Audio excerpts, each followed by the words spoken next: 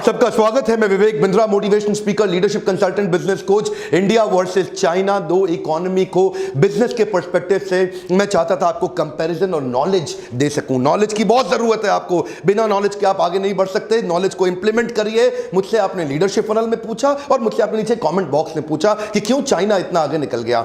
आज China has become global factory of the world. दुनिया भर की सारी फैक्ट्रीज, सारे दुनिया भर के जितने भी बड़े बड़े देश है ना, वो चाइना को प्रेफर कर रहे हैं। आज भी कहने के लिए लोग हमारे यहां भी आ रहे हैं, लेकिन China is the first preference. क्यों इतनी कॉम्पिटेंसी बढ़ गई? 1990 में उनका मैन्युफैक्चरिंग का ग्लोबल आउटपुट बाय वैल्यू 3% था।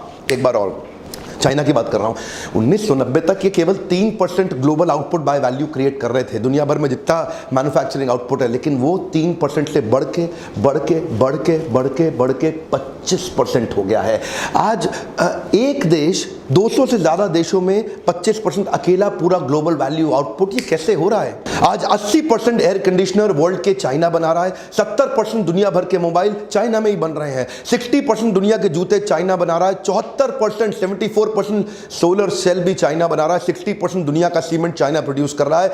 50% कोल प्रोडक्शन दुनिया का चाइना कर रहा है। 45% शिप बिल्डिंग चाइना बना रहा है। इस पृथ्वी का लगभग 50% स्टील चाइना प्रोड्यूस कर रहा है। 1.7 बिलियन मेट्रिक टन। 50% सेब पूरी दुनिया में जो आ रहे हैं वो चाइना से आ रहे हैं। आपको पता है नंबर 2 पे कौन सा देश है? यूएस, जो केवल 6% एप्पल प्रोड्यूस करता है। नंबर 1 पे चाइना, और नंबर 1 और नंबर 2 का डिफरेंस आपको दिख ही रहा है। 2017 में $23 ट्रिलियन की इकोनॉमी के साथ दुनिया की सबसे बड़ी इकोनॉमी बन चुका है। आज यूएस के बाद सबसे पावरफुल इस समय दुनिया में चाइना है। $2.2 ट्रिलियन के एक्सपोर्ट के साथ पूरी दुनिया में अनडिस्प्यूटेड नंबर 1 लीडर है आज एक्सपोर्ट्स के मामले में। अमेरिका अपने देश का झंडा खुद नहीं बनाता, उनके 90% झंडे चाइना में बन रहे हैं। लोग सोचते हैं चाइना केवल सस्ता आइटम बनाता है। ध्यान दीजिए, 60% most branded luxury good items आज चाइना में ही बन रहे हैं। ये वही चाइना है जो 1978 तक एशिया और अफ्रीका के पिछड़े देशों से भी ज्यादा पिछड़ा हुआ था।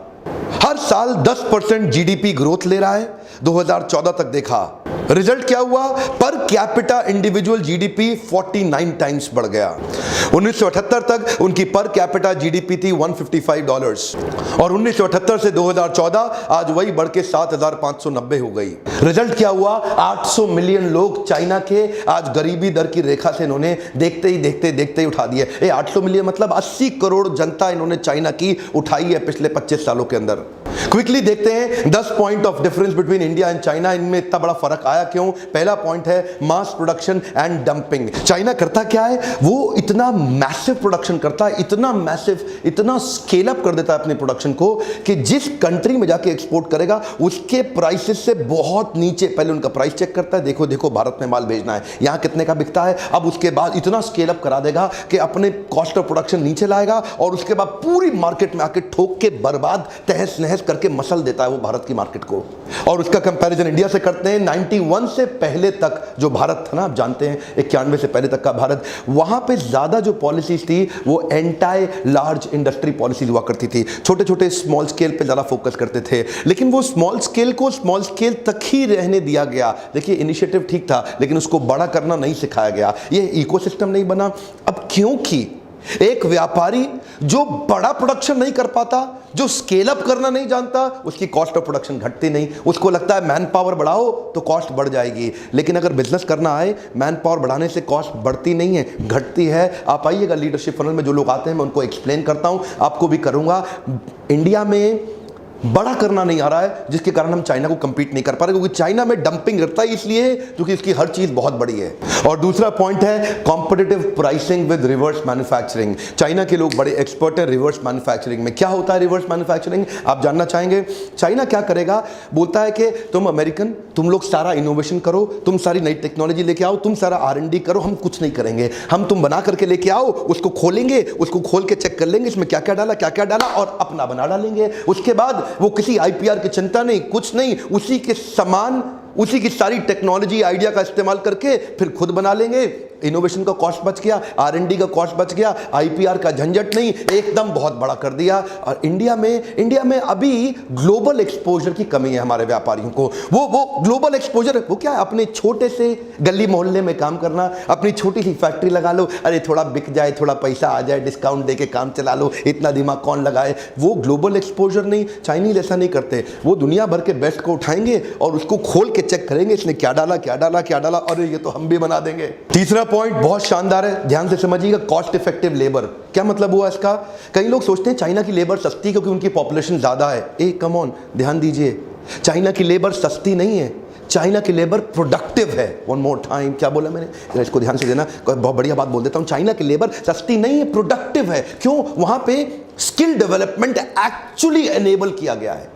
वहां पे सरकार और इंडस्ट्री और लोकल्स मिलकर के पार्टनरशिप के अंदर स्किल डेवलपमेंट को वास्तव में एक असली रूप दे पाए, जिसके कारण इतना स्किल्ड उसकी तनख्वाह चाहे थोड़ी सी ज्यादा हो, लेकिन उसका आउटपुट इंडियन लेबर के मुकाबले कई गुना ज्यादा है। इंडिया की लेबर जो 1 घंटे में 10 मोबाइल बनाएगी, उनकी लेबर 1 घंटे में 50 मोबाइल बना देगी। आउटपुट, प्रोडक्टिविटी, तनख्वाह की बात नहीं कर रहे, आप लोग स्किल डेवलपमेंट नहीं कर रहे। और देखिए वहां मैनेजमेंट लेवल की एजुकेशन, मैनेजमेंट लेवल की ट्रेनिंग बहुत ज्यादा, ट्रेनिंग के सारे टूल्स का इस्तेमाल कर रहे हैं, इसलिए लोग प्रोडक्टिव हैं, सस्ते नहीं है, प्रोडक्टिव हैं, ज्यादा प्रोड्यूस कर देते हैं। इंडिया में मैं बधाई देता हूं हमारी सरकार को जो स्किल बिल्डिंग पे काम कर रही है, लेकिन नीचे अभी उसमें बहुत काम करना बाकी है। अगर स्किल बिल्डिंग हुआ तभी एम्प्लॉयबिलिटी आएगी, तभी देश में परिवर्तन आएगा। अब क्योंकि स्किल बिल्डिंग इंडिया में पूरी तरह से अभी तक इफेक्टिव हुआ नहीं, तो अच्छी लेबर थोड़ी बहुत है, और थोड़ी बहुत है तो वो मिलती नहीं है, वो दिखती नहीं है, अपने तिहारों पे चले जाते हैं, अपने खेत वेत संभालने में निकल जाते हैं। तो होता क्या है, अच्छी लेबर ना होने के कारण हमारे देश में वो प्रोडक्टिविटी के कारण हम चाइना के प्राइसेस को कंपीट नहीं कर पा रहे। ये माल सस्ता बेच जाते हैं क्योंकि उनकी कॉस्ट ऑफ प्रोडक्शन कम आती है। और अगला मेरा पॉइंट है एक्सपीरियंस एंड एक्सपर्टीज। हाँ, क्या मतलब हुआ उसका? चाइना क्या हो गया, अभी एक ग्लोबल पॉपुलर डेस्टिनेशन बन गया मैन्युफैक्चरिंग का। अभी किसी को कुछ भी बनवाना हो, वो दुनिया भर से पहले चाइना आ जाएगा, आकर के देखेगा भाई कौन बनाएगा, हर आदमी खड़ा हो जाता है, बोले तो मैं बना दूंगा, अरे मैं बना दूंगा। क्या मतलब, सब बना दोगे? ये कभी पहले बनाया, अरे पकड़ा अभी बनाता हूं। ये क्यों हो रहा है चाइना में? करत करत अभ्यास के जड़मती होत सुजान। क्या मतलब हुआ? अभ्यास कर करके जिसकी जड़ बुद्धि है, जड़मती होत सुजान, जड़ बुद्धि वाला भी एक्सपर्ट हो गया। चाइना में हर आदमी एक्सपर्ट हो गया है। ऐसा हो गया जी, कुछ भी पकड़ा दो, नई चीज दिखाओ, बन जाएगा, आप चिंता मत करो, कब तक चाहिए लो पकड़ो, दे देता हूं आपको। इंडिया में अभी ऑटोमेटेड इक्विपमेंट और कैपेसिटी यूटिलाइजेशन नहीं है, वो सप्लाई चेन, वो क्वालिटी कंट्रोल नहीं है, उसकी एक्सपर्टीज, उसका एक्सपीरियंस लोगों के पास नहीं है। इंडिया में अभी नया मैन्युफैक्चरिंग सेटअप्स बनने शुरू हुए हैं, यहाँ पे अभी नया इकोसिस्टम बनना चालू हुआ है। तो कोई नई चीज लाओ तो आदमी देख के घबरा जाता है, और बनने वाली चीज में भी उतनी स्ट्रेंथ आज इंडिया में स्केल अप करने की और वो अंडरस्टैंडिंग और एक्सपीरियंस है नहीं। उधर ये चीज घर घर में घुस चुकी है, एक्चुअली क्या है ना, खून में घुस गया उनके, कुछ भी पकड़ा दो कुछ भी बना देंगे जी। एक्सपीरियंस और एक्सपर्टीज खून में घुस गया है। अगला मेरा पॉइंट है स्टेबिलिटी। ये स्टेबिलिटी एक ऐसी चीज है कि मेरे ना कई मल्टीनेशनल क्लाइंट्स भी हैं, और जब मैं मल्टीनेशनल क्लाइंट से मिलता हूं ना, मैं देखता हूं इंडिया में आते वक्त वो लोग बेचारे परेशान रहते हैं। ये सरकार चलेगी, ये सरकार नहीं चलेगी, ये ब्यूरोक्रेसी में क्या दिक्कत आएगी, इसकी किससे बनती है, उसकी किससे, तो वो लोग टेंशन में रहते हैं बेचारे। उन लोग को बार बार चक्कर काटने पड़ते हैं। यहाँ पे आने के बाद इंडिया में धंधा चालू करते वक्त हाथ गंदे करने पड़ते हैं। चाइना में कोई आदमी काम दे दे, उसको पता है अश्योरेंस है, उसको पता है यहाँ पे गवर्नमेंट स्टेबल है, उसको पता है यहाँ का इंफ्रास्ट्रक्चर स्टेबल है, उसको पता है चाइना के अंदर पावर कट्स की टेंशन नहीं है, प्लम्बिंग इश्यूज नहीं है, फ्लडिंग इश्यूज नहीं है। चाइना ज्यादा स्टेबल नजर आ रहा है ग्लोबल पार्टनर्स के लिए, और in comparison to that India, आप उसको कितना भी कुछ भी सस्ता करके दे दो, यहाँ पे जबरदस्ती मेक इन इंडिया करना पड़ रहा है, क्योंकि अपने आप को यहाँ नहीं रहा। क्यों करना पड़ रहा है? इंडिया आना नहीं चाहता। यहाँ पे हर चीज में टाइम, एनर्जी, मनी ज्यादा लगता है ब्यूरोक्रेसी के कारण। और छठा पॉइंट ऑफ डिफरेंस है एजुकेशन। इंडिया और चाइना में एजुकेशन के लेवल में बहुत बड़ा डिफरेंस है। आज भी नंबर ऑफ ग्रेजुएट्स चाइना के परसेंटेज वाइज इंडिया के मुकाबले बहुत ज्यादा है। चाइना में वो क्या करते हैं, उन लोगों को अपडेटेड टेक्नोलॉजी चाहिए, बेस्ट मैनेजमेंट प्रैक्टिसेस चाहिए, ग्लोबल लर्निंग प्रैक्टिसेस चाहिए। चाइना की सरकार अपने स्टूडेंट्स को दुनिया की बेस्ट यूनिवर्सिटीज में भेजने के लिए एनकरेज कर रही है, और परिवार खुद भी भी एनकरेज कर रहे हैं, और जिससे वो लोग तो अपडेटेड हो गए, हम लोग आउटडेटेड रह गए। यही बहुत बड़ा डिफरेंस है। एजुकेशन का माइंडसेट आते ही अब बहुत सारी चीजें वैसी सुधर जाएंगी। आज हमारे यहाँ पे कई सारे सर्वे तो ऐसे होते हैं कि खाली नाम लिखने वाले को एजुकेटेड मान लेते हैं। मैं आपको बता रहा हूं, जब तक एजुकेशन पे कंसिस्टेंटली इंडिया में काम नहीं किया गया, इंडिया आगे बढ़ ही नहीं सकता। सातवां पॉइंट बहुत काम का, इंडस्ट्रियल नेटवर्क क्लस्टरिंग। इसका मतलब क्या है? चाइना आज उसने सप्लाई चेन सिटीज बना दी है कई। ध्यान दीजिए, कम ऑन, क्या होता है सप्लाई चेन सिटीज? वो एक प्रोडक्ट को बनाने के लिए जो जो कुछ रिक्वायर्ड है उसका पूरा एक क्लस्टरिंग क्रिएट कर देगा। इसका मतलब क्या है? सिंगल फोकस प्रोडक्ट की एक सिटी तैयार हो गई। अब वो एक मोबाइल बनाने के लिए आसपास सब कुछ जो जो कुछ चाहिए सब एक जगह पे आ गया। कुछ अमेरिकन उदाहरण लेते हैं, शुरू करते हैं डेट्रॉइट से, जिसको मोटर सिटी बोला जाता है। ये auto hub, auto parts manufacturing का है। न्यूयॉर्क को फाइनेंशियल सेंटर माना जाता है, वो फाइनेंस के लिए हब है।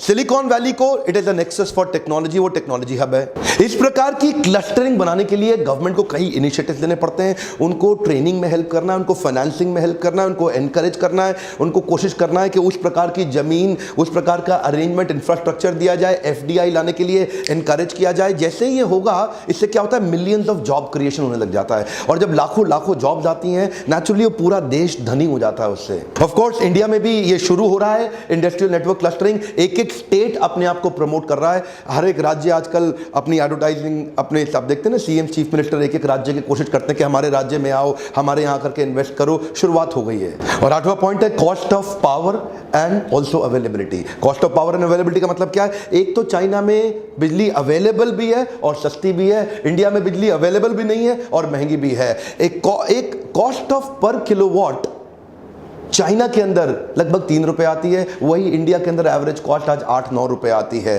तो और दूसरा क्या, वहां 24/7 बिजली अवेलेबल है। इधर आप कहीं इंडस्ट्रियल एरियाज में आप जाते हैं, वहाँ 10-10, 12-12 घंटे तक बिजली है ही नहीं। उनको अपने पर्सनल जनसेट, अपनी पर्सनल कॉस्ट पे उसको मैनेज करना पड़ता है। अब जब अगर बिजली का सपोर्ट नहीं है देश में अभी भी कई जगह पे, तो फिर तो नुकसान होता ही है। 9th पॉइंट है वर्ल्ड क्लास इंफ्रास्ट्रक्चर। चाइना और इंडिया में आज भी बहुत फर्क है। चाइना में उनके हाईवेज, उनके रोड्स, उनके पोर्ट्स, उनके एयरपोर्ट्स, उनका जितना सप्लाई चेन, उनका इंफ्रास्ट्रक्चर इन टोटलिटी बहुत आगे है इंडिया के मुकाबले। चाइना एक्चुअली शुरुआत करता है जब भी किसी काम की 20, 25, 30 साल की तैयारी करके चलता है, जिसके कारण इनकी ट्रांसपोर्टेशन कॉस्ट इंडिया के मुकाबले बहुत घट गई है। इंडिया में उतना इंफ्रास्ट्रक्चर नहीं है, इसलिए ट्रांसपोर्टेशन कॉस्ट भी ज्यादा है, जो एक्चुअली कॉस्ट ऑफ मैन्युफैक्चरिंग में ऐड करनी पड़ जाती है। माल बेचते वक्त किसी भी मैन्युफैक्चरर को ट्रांसपोर्टेशन की कॉस्ट तो जोड़नी पड़ेगी। इधर ट्रांसपोर्टेशन दिल्ली टू मुंबई जितनी आएगी, उतनी वहां पे ग्वांगझाओ से उतने डिस्टेंस पे चाइना में देखेंगे वो कॉस्ट कम आती है। क्यों? इंफ्रास्ट्रक्चर अच्छा है, फैसिलिटीज वहां पे बहुत अच्छी हैं। चाइना में तैयारी ग्रोथ, डेवलपमेंट और कंट्री की लॉन्ग टर्म नीड के हिसाब से होती है। हमारे देश में तैयारी 5 साल बाद मुझे वोट वापस कैसे मिल जाए उस हिसाब से होती है। तो क्योंकि यहाँ पे बड़ा शॉर्ट लिव्ड अटेंशन स्पैन है कि मेरे को 5 साल संभालना है, अगली बार कुर्सी वापस रह जाए, तो अपीजमेंट बहुत ज्यादा है। उधर अपीजमेंट नहीं है, उधर ग्रोथ और डेवलपमेंट पे फोकस है। और 10वां पॉइंट है Chinese government and industry work in partnerships. ध्यान दीजिए, चाइना में क्या है ना, उन्होंने श्रीलंका हो, पाकिस्तान हो या अफ्रीकन कंट्रीज हो, चाइना की सरकार और कॉर्पोरेट दोनों मिलकर काम करते हैं आपस में। वो क्या करते हैं, चाइनीज सरकार खुद चली जाएगी श्रीलंका में, ये हमारी कंपनी आके आपका ये संभाल लेगी, ये संभाल लेगी, ये संभाल लेगी। आपको पता है श्रीलंका में मैंने बहुत काम किया है, हमारे ऑफिस रहे श्रीलंका में, मैंने बहुत ट्रैवल किया है। श्रीलंका लगभग कुछ दिनों में आप देखेंगे पूरा चाइना कैप्चर करने वाला, पूरे श्रीलंका को निपट गया श्रीलंका हाथ से। हमने अपनी आंखों से देखा है, सब कुछ श्रीलंका के अंदर आज जो भी आ रहा है, जा रहा है, बन रहा है, खा रहा है, कमा रहा है, सब चाइना से ही आ रहा है। जितनी सड़कें, हाईवेज, पोर्ट्स, जो कुछ बन रहा है सब चाइनीज गवर्नमेंट ही वहां बना रही है। क्यों? जानते हैं, चाइना अपनी कॉर्पोरेट को साथ लेके चलती है और अपने पॉलिटिकल इंटरनेशनल इंटरेस्ट को भी साथ लेती है, कंट्री को ही लपेट लेती है पूरे। एक कंपनी को घुसाया, उस कंट्री को उठा लिया। पाकिस्तान घुस गए, पूरा चाइना पाकिस्तान लपेटने लगा है, आपके सामने देख नहीं रहे क्या? अफ्रीकन कंट्रीज में घुस गए। इंडिया में ये सब नहीं हो सकता। इंडिया में अगर सरकार अपनी कंपनी को दुनिया में लेके जाने की कोशिश करे तो दूसरी पार्टी खड़ी हो जाए, पैसा खा रहा है, खाया पैसा, खाया। यहां पे यही चक्कर है। इधर क्या है, वोट बैंक है। इधर देश ऊपर नहीं है, इधर हमारा वोट ज्यादा ऊपर हो गया है, हमारी जातियां ज्यादा ऊपर हो गई, बट चुका है। इंडिया एक कंट्री नहीं है, ये 25 कंट्रीज का कॉन्टिनेंट बन गया है। इसके कारण अपने को इकट्ठे खड़ा होना पड़ेगा, और ये कुछ नहीं है चाइनीज लोग। मैं आपको एक बात कहता हूं, अपनी एजुकेशन पे फोकस करिए और इन सबको उखाड़ा जा सकता है। क्या किया उन्होंने पिछले 25-30 सालों में? तो आगे गए हैं। अगले 25-30 साल की अगर हम तैयारी करें और मजबूत देश बने, हम आगे निकल सकते हैं। और आज एक गुड न्यूज़ देना चाहता हूं, अगर आप एक स्मॉल मीडियम एंटरप्राइज हैं, अगर आप एक स्टार्टअप हैं, अगर आप एक छोटे कॉर्पोरेट हैं और आप कॉर्पोरेट लीडरशिप एंटरप्रेन्योरशिप बिल्ड करना चाहते हैं, स्केलेबिलिटी के ऊपर एक पावरफुल फ्रेमवर्क बनाया हमने लीडरशिप फनल में। जो लीडरशिप फनल में आते हैं हम उनको सिखाते हैं। एक्चुअली मेरे देश के लिए मैंने मिशन बनाया है। मैं अपने देश को रोज सुबह उठ के सोचता हूं कि कैसे इस देश को बदला जाए। जब तक हमारे व्यापारी स्केल अप करना नहीं सीखेंगे, जब तक उनके पास में टिप्स और स्ट्रैटेजीज नहीं आएंगी, नहीं बनेगी बात। शॉर्ट में बता रहा हूं, नंबर पे फोन करके पता करिए अपने बिजनेस के बारे में, हमारे काउंसलर से बात करिए। क्या आपके बिजनेस में हमारे काउंसलर आपकी मदद कर सकते हैं? क्या आपका लीडरशिप फनल में आने का कोई फायदा होगा? फोन उठा के करने में देर नहीं लगती, तुरंत फोन करिए। मैं इस समय पूरे देश भर में 2 प्रकार के प्रोग्राम करता हूं, एक होता है लीडरशिप फनल और दूसरा होता है बाउंस बैक सीरीज।